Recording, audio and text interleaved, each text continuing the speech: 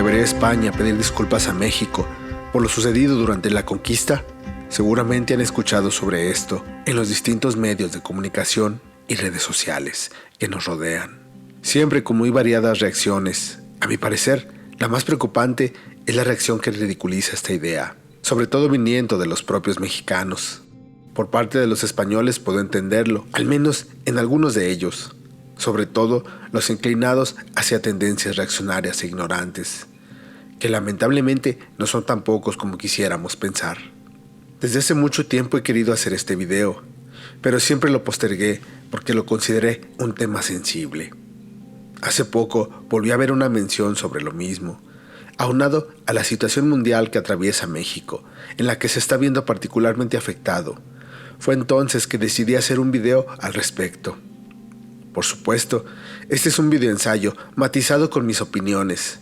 A pesar de que he intentado ser imparcial, es claro que no puedo serlo, por lo que al final ustedes tendrán la última palabra. Pero por ahora les mostraré por qué creo que una disculpa es lo menos que debería suceder, y al mismo tiempo, por qué creo que no sucederá. Si bien es totalmente cierto que los españoles modernos no pueden ser responsabilizados en ninguna forma por las acciones de sus ancestros, al menos la mayoría, ya que creo que hay un sector que sí comparte responsabilidad sobre lo sucedido durante la conquista. Pero eso ya lo veremos más adelante. Tampoco se puede excusar la ignorancia, en este caso manifiesto como la idea de que sus ancestros vinieron a civilizar o a salvar a los pueblos originarios que habitaron lo que ahora conocemos como México, cuando la consecuencia de tal contacto culminó en la destrucción de innumerables civilizaciones que ya existían aquí y un saqueo de tal magnitud que no se ha repetido en la historia humana. También debo aclarar que me centraré en México, a sabiendas de que este fenómeno y sus consecuencias nefastas para tantas personas se repitió por toda América.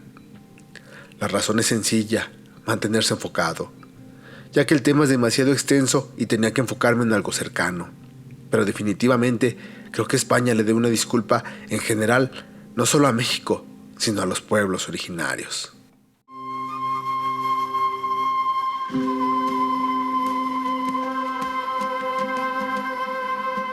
Comencemos por explorar la idea de qué es una disculpa. Según Gemini, una disculpa es una acción que se realiza para explicar una actitud incorrecta y pedir que se libere la culpa o el error. Pedir disculpas es una forma de expresar que se lamenta el daño causado, que se es consciente de lo que se hizo y que se tratará de ser mejor en el futuro. Hasta donde sé, esta idea es correcta y por eso decidí utilizarla. Pero hay un segundo aspecto que creo es el más importante y la razón especial de por qué las instancias españolas se han negado tan rotundamente a disculparse. Este segundo aspecto también ya lo conocía, y es que en el ámbito jurídico, una disculpa es el reconocimiento público que hace un Estado de las agresiones o abusos cometidos en el pasado y de sus efectos. Y es que mi postulado es que en las instancias españolas correspondientes jamás aceptarán el daño causado a los pueblos originarios, pues siguen aferrándose, ya sea de forma voluntaria o involuntaria, a la idea de que fueron una especie de salvadores inesperados para dichos pueblos originarios, pueblos a los que llamaron salvajes. El si necesitaban ser salvados o si eran salvajes, por supuesto, quedó completamente a discreción de los invasores en cuestión. Claro, bajo esta misma visión de la casualidad, las riquezas y recursos tomados de dichas tierras y de dichos pueblos fueron meramente un subproducto incidental que no pudo ser evitado y que generalmente es relegado a segundo plano. Claro, a pesar de que la obtención de riquezas y recursos siempre fue el combustible principal para la destrucción y subyugación de los pueblos originarios.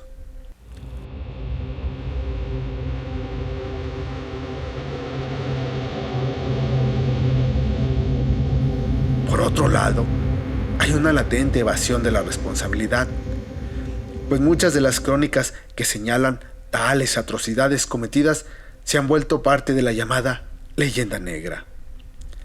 ese término ominoso que se usa de forma indiscriminada, para hablar de que todo lo nefasto sucedido durante la conquista no es más que una exageración. No fue tan malo como se describe. El argumento es usado casi invariablemente como una especie de escudo, ya sea por parte de los proespañoles o españoles mismos, que rehuyen de lo que se ha registrado como una tragedia humana sin precedentes. Así pues, cada que se cita alguna crónica de algún suceso horripilante durante la conquista por parte de los conquistadores, la respuesta automática es la leyenda negra, como si eso automáticamente desapareciera lo sucedido durante la conquista.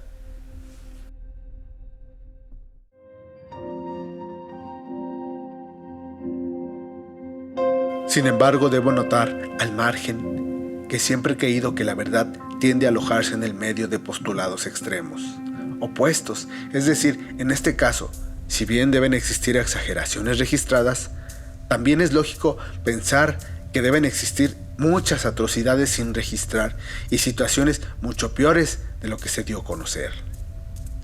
Pero esto nos lleva a una cuestión clave. ¿Cuánto sería poco para dejar de ser considerado atroz? Desafortunadamente, para quienes apoyan incondicionalmente la idea de la leyenda negra, surge una cuestión reptante.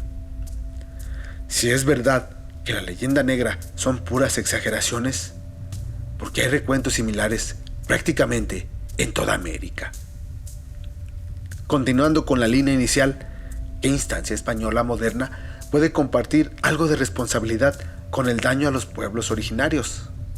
Sobre todo a 500 años de distancia. La respuesta es sencilla: la corona española, misma que se ha mantenido más o menos intacta desde entonces y que aún ahora forma parte del gobierno español. Pero regresando a la raíz, ¿cuál es la razón de pedir disculpas? Y además, ¿es algo que solo se ha planteado en México? La respuesta es no. Se ha dado en varios países donde se han sucedido fenómenos similares. Por citar un ejemplo, en el 2008 el gobierno australiano pidió disculpas a sus pueblos originarios, en aquel entonces por el primer ministro Kevin Rudd. Otro aspecto importante de las disculpas es que son concretas. En el caso de Australia se hizo en nombre de las generaciones robadas. Un término que se refiere a los miles de niños aborígenes e isleños del estrecho de Torres que fueron separados de sus familias entre finales del siglo XIX y la década de 1970, como parte de políticas gubernamentales diseñadas para asimilarlos a la sociedad blanca.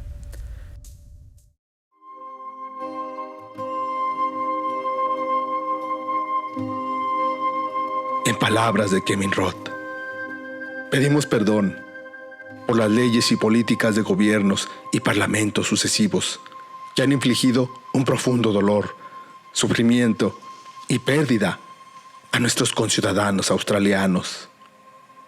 Pedimos perdón especialmente por la eliminación de los niños aborígenes y de los isleños del estrecho de Torres, de sus familias, comunidades y país, por el dolor, el sufrimiento y las heridas de estas generaciones robadas, sus descendientes y sus familias.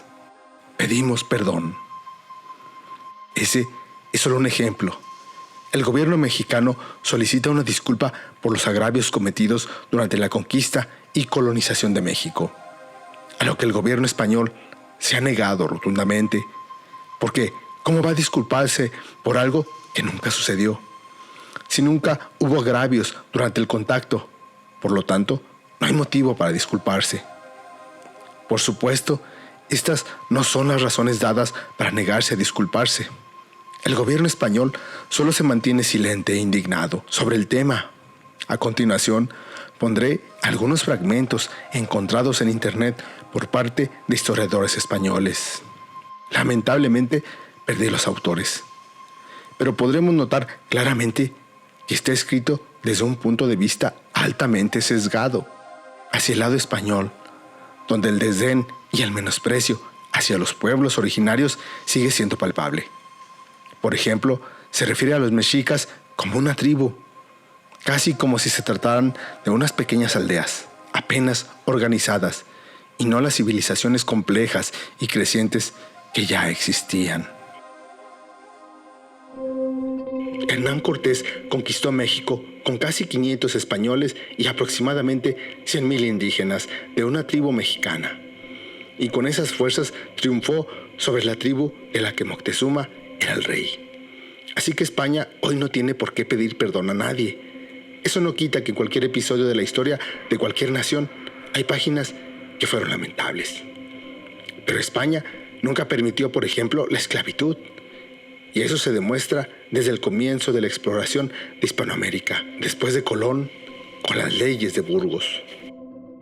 España implantó en las Indias, como entonces se le llamaban, un corpus legal que hoy continúa siendo un ejemplo. Tuvo en la Universidad de Salamanca una proyección internacional extraordinaria, gracias a un gran jurista, Francisco de Vitoria. Por todos los conceptos, ni nuestro rey Felipe VI tiene que pedir perdón por nada, ni España tiene que pedir perdón en absoluto.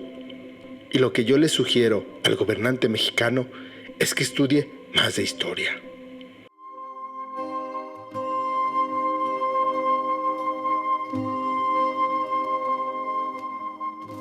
ChatGPT hizo estas acotaciones al preguntarle por la postura del gobierno español sobre el tema. Debo mencionar que no encontré comunicados oficiales por parte del gobierno español. El gobierno español se ha negado a emitir una disculpa formal al gobierno de México por los agravios cometidos durante la conquista y la colonización. Las razones principales giran en torno a la perspectiva de que la conquista debe entenderse en el contexto histórico de su época y no juzgarse desde los valores actuales. España argumenta que el encuentro entre Europa y América, aunque trajo consecuencias negativas, también tuvo efectos positivos como la introducción de la lengua, la religión y el intercambio cultural. Esta visión resalta que el legado hispánico es una parte integral de las identidades modernas en América Latina. Además, desde el punto de vista español, algunos sectores consideran que el debate sobre la conquista se ha politizado en países como México, utilizándose como herramienta para generar divisiones ideológicas. También se menciona que España ha reconocido en ocasiones anteriores los errores del pasado y destaca la importancia de la hermandad cultural entre ambos pueblos, evitando centrarse en una narrativa exclusivamente de culpabilidad o victimización.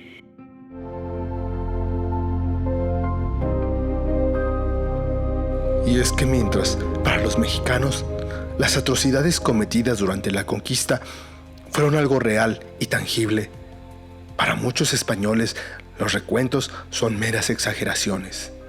O peor aún, la conquista está justificada, porque para su imaginario colectivo los pueblos originarios eran pueblos salvajes. En muchos casos, si no es que en todos, estos argumentos se dan con profundas disonancias cognitivas, pues se señalan los sacrificios humanos como algo terrible. Al mismo tiempo, y paradójicamente, para ellos parece no ser tan terrible las ejecuciones a personas que no compartían el credo de los invasores. Como si fuera menos dañino matar a alguien por no creer en el Dios judio-cristiano. Como si fuera más justificable ejecutar a alguien porque cree en otros dioses.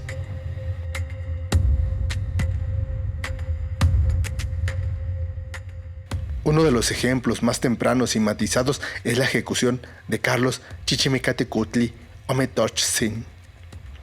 Fue ejecutado en la hoguera por la Inquisición, acusado de practicar la poligamia y la religión prehispánica. El juicio, promovido por otros indígenas cristianizados y llevado a cabo por Fray Juan de Zumárraga. Básicamente, de forma extremadamente simplificada, se descubrió que no fue sincero en su conversión y seguía adorando a sus dioses, lo que hizo que fuera llevado a la hoguera. En este caso en particular es remarcable porque causó un fuerte impacto en la corona, que se escandalizó ante el castigo y mandó suavizar el trato a los indígenas. Pero precisamente este es el meollo del asunto. Muchas veces se cita la legislación de la corona como una forma de un trato un poco menos cruel hacia los indígenas. Pero muchas veces estas leyes eran ignoradas o fueron aplicadas en casos excepcionales. Pero sobre todo, y más importante aún, fueron impuestas de forma posterior al contacto inicial y por lo tanto son posteriores al mayor daño causado a los pueblos originarios, que fue precisamente durante la invasión misma.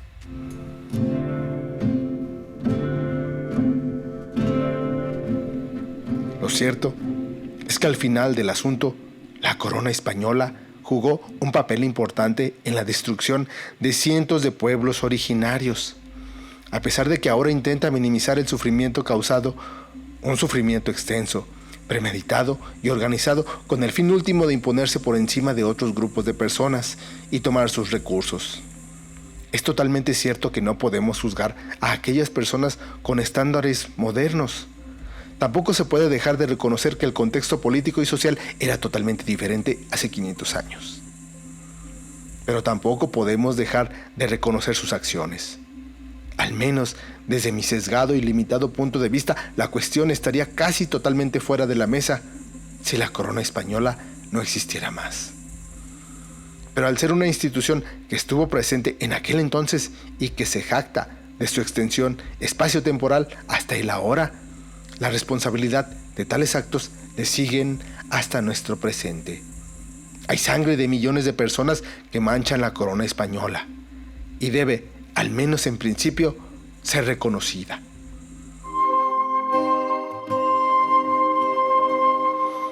Es indudable que todas las personas tenemos la capacidad de realizar actos nocivos y benéficos para nuestros congéneres en nombre de causas justas o injustas. Esto se extiende, naturalmente, a las organizaciones humanas. Dichos actos terribles o benéficos pueden ser realizados frecuentemente con la idea o convicción de crear un bien, aunque los resultados no siempre sean buenos. O como dice el dicho, el camino al infierno está pavimentado con buenas intenciones. Lo cierto que el reconocer tales actos nos permite observarnos a nosotros mismos. Como humanidad, nos da la oportunidad de mejorar para el futuro, reconocer esos aspectos ominosos en nuestra naturaleza humana, en nuestro corazón, nos otorga la esperanza de identificarlos la próxima vez que aparezcan y de detenerlos en su génesis antes de causar más daño y dolor. Sí, definitivamente los humanos seguiremos causando atrocidades, pero debemos tratar de reconocerlas y detenerlas, aunque no siempre sea posible hacerlo. Pero si nos empeñamos en negar esa parte de nuestra humanidad, ¿cómo vamos a identificarla y detenerla la próxima vez que aparezca? Epílogo. Esta parte final del video está dedicada a aquellos quienes indudablemente van a escribir en los comentarios diciendo que deje de hablar en español para utilizar en su lugar algún lenguaje de los pueblos originarios, o que cambie mi nombre en la misma vena. Generalmente son comentarios obtusos, que en su afán de crear una respuesta y defender lo indefendible, omiten o ignoran el punto principal.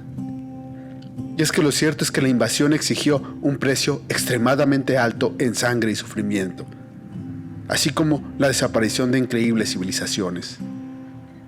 Este video es para reconocer ese pago excesivamente alto que se les pidió a las naciones originarias de México, y que los perpetradores, o al menos sus descendientes, se niegan a aceptar. Quizás porque a pesar de todas las excusas, saben lo terrible que fue para incontables grupos humanos.